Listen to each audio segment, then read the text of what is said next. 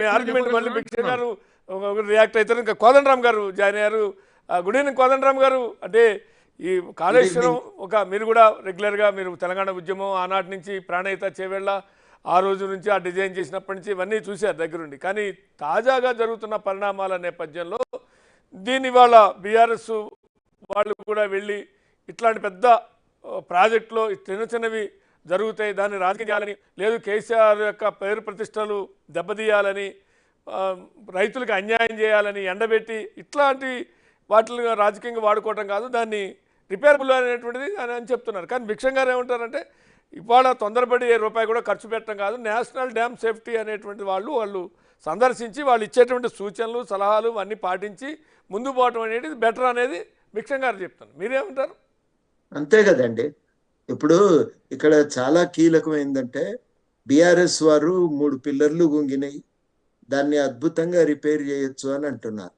కానీ ఇక్కడ మనం గ్రహించాల్సింది ఏంటంటే ఒక ఇంట్లో ఒక పిల్లర్ గుంగింది, మిగిలినవి బాగానే ఉన్నాయి కదా, లేపి కడితే అయిపోద్ది అని చెప్పినట్టే ఉంది.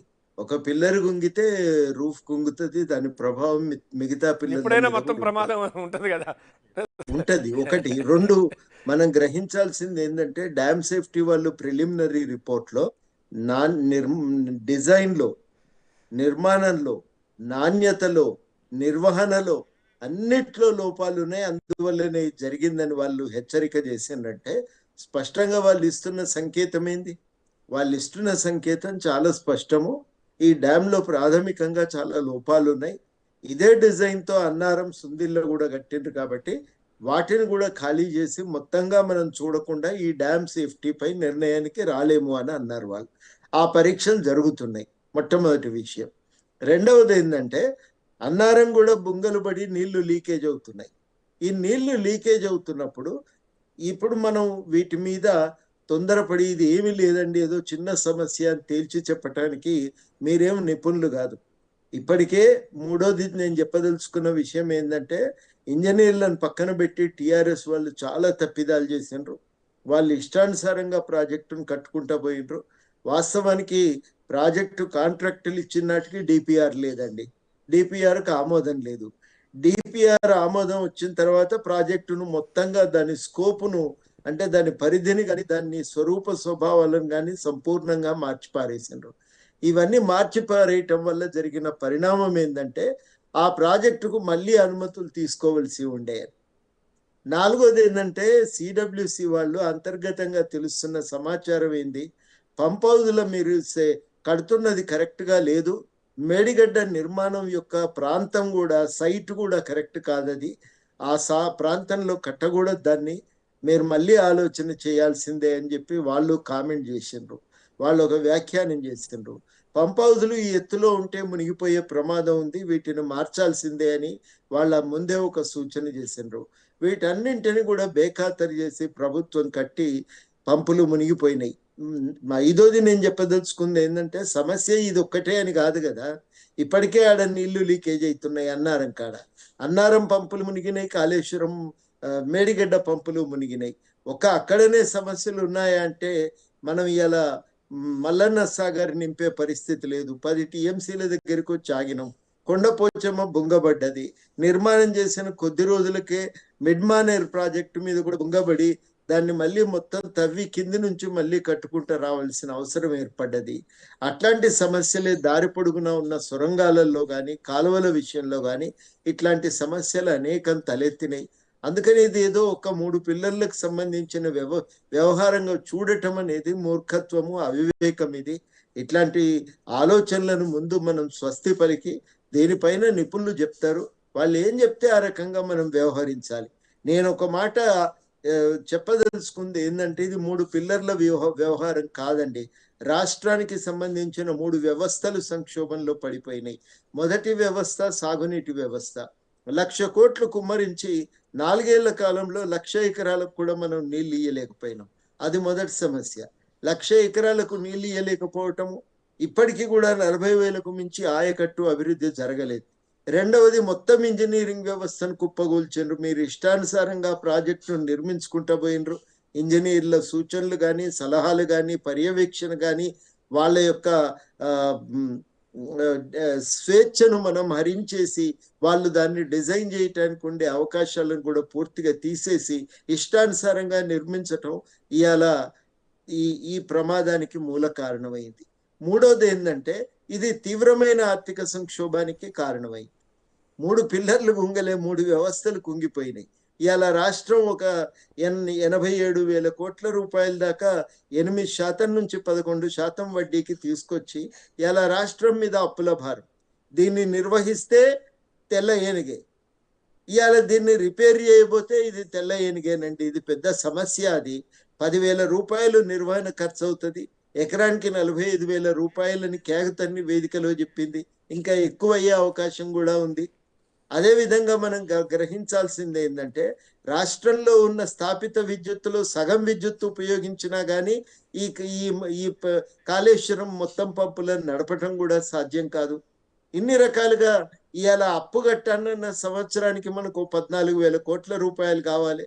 ఇంత ఆర్థిక భారం కానీ మీరు ఇందాక చెప్పినట్టుగా నేషనల్ డ్యామ్ సేఫ్టీ అథారిటీ ఇచ్చిన రిపోర్టు కూడా అది పొలిటికల్ మోటివ్తో ఉంది అని కొట్టిపారేస్తున్నారు బీఆర్ఎస్ వాళ్ళు. ఎట్లా చూడాలి? దేన్నైనా కొట్టిపారేయచ్చు. దాన్నే ఉంది, వాడు పనికిరాడు, వీడు పనికిరాదు, డ్యామ్ చాలా బాగుంది అంటే గజం మిథ్య పలాయనం మిథ్య అన్నట్టే ఉన్నది. అది కూలిందన్నది అబద్ధమే, అది అన్నారము నీళ్లు లీక్ అవుతున్నాయి అనేది కూడా అబద్ధమే అని మాట్లాడితే దానికి కేవలం ఏం చేయగలం చెప్పండి? అన్ని అబద్ధమే అయినాయి, మేము చెప్పింది మాత్రమే వాస్తవం.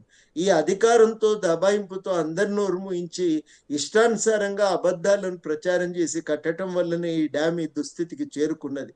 మీరు జాగ్రత్త పాటించి ఉంటే ఈ పరిణామాలు తలెత్తేవి కావు, ఇట్లాంటి ఘటన తలెత్తేది కాదు. కానీ ఇక్కడ ఇంకొక విషయం గారు కూడా ఒక మాట చెప్పారు. అందరూ చెప్తున్న మాట జనరల్గా ఉండేటువంటి టెక్నికల్గా కూడా, అంటే ఇంత పెద్ద డ్యామ్ నిర్మాణం జరుగుతున్నప్పుడు జనరల్గా ఏ రాష్ట్రమైనా వాళ్ళకు ఉన్నటువంటి వాటా, నీటి వాటా ఉందా లేదా, వాళ్ళు నిర్మిస్తున్నటువంటి ఎన్ని టీఎంసీలు కోసం ఈ ప్రాజెక్ట్ నిర్మిస్తున్నారు, రిజర్వాయర్లు నిర్మిస్తున్నారు. ఇందాక చెప్పినట్టు 50 టీఎంసీ మల్లన్న సాగర్ కావచ్చు, 3, 4 రంగనాయక సాగర్ కావచ్చు, కొండపోచమ్మ కావచ్చు, ఇవన్నీ చాలా రిజర్వాయర్లు నిర్మించారు. ఇవన్నీ చూసి డిజైను, దీన్ని మంచి చెడు టెక్నాలజీ, వాళ్ళు వాడుతున్నటువంటి టెక్నాలజీ ఇవన్నీ కూడా తరోగా స్టడీ చేయాల్సినటువంటి ఒక వ్యవస్థ ఉంది జాతీయ స్థాయిలో. ఆ వ్యవస్థ సిడబ్ల్యూసి. ఆ వ్యవస్థ కూడా ఈ విషయంలో కొంత ఏమన్నా నిర్లక్ష్యం కానీ, తాత్సారం కానీ, లేకుంటే చూసి చూడనట్టు కానీ పోయిందని అనుకోవాలా?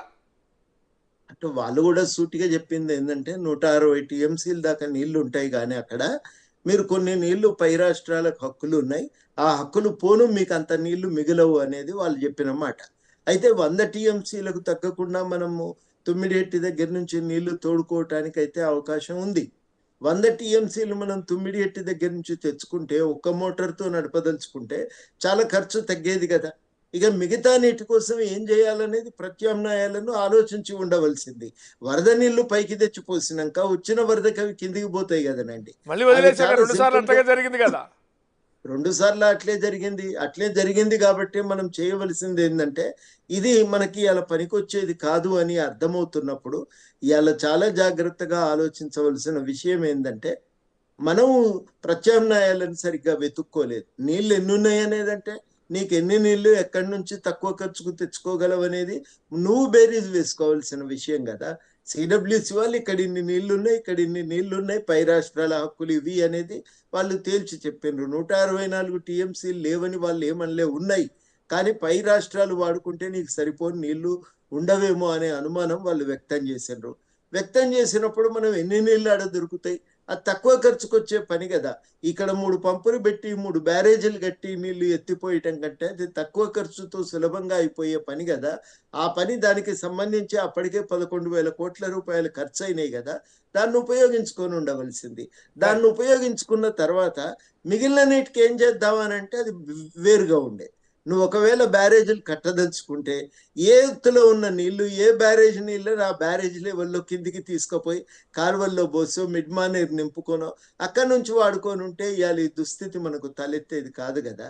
ఇవన్నీ ఆలోచన లేకుండా తొందరపాటుగా తీసుకున్నటువంటి నిర్ణయాలు, నిపుణుల సలహాలు లేకుండా మీ ఇష్టానుసారంగా తీసుకున్న నిర్ణయాలు. ఈ మాట నేను అనటానికి క్యాగ్ నివేదికలో ఉన్న ఉదాహరణలే కారణం. ఒక్క మాట చెప్తా, 2 టీఎంసీలు 190 టీఎంసీలో ఏమో మనం అక్కడ నుంచి మేడిగడ్డ దగ్గర నుంచి లిఫ్ట్ చేయాలి.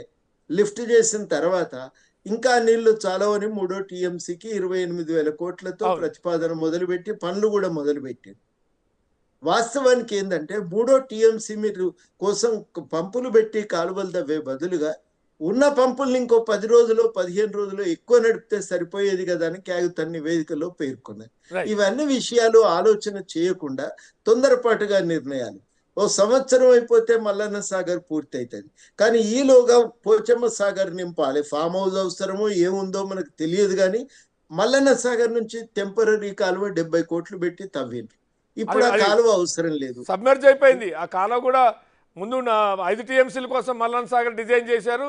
అది 50 టీఎంసీలకి అవడం వల్ల రంగనాయక సాగర్ టు మల్లన్న సాగర్ టు కొండపోచమ్మ ఏదైతే బహుశా 120 కోట్ల 120 కోట్ల 119 కోట్ల పెట్టి కాలువ తవ్వితే అది ఎప్పుడైతే మల్లన్న సాగర్ 50 టీఎంసీలకి విస్తరించారో సబ్మర్జ్ అయిపోయింది ఆ కాలువ, తవ్విన కాలువ.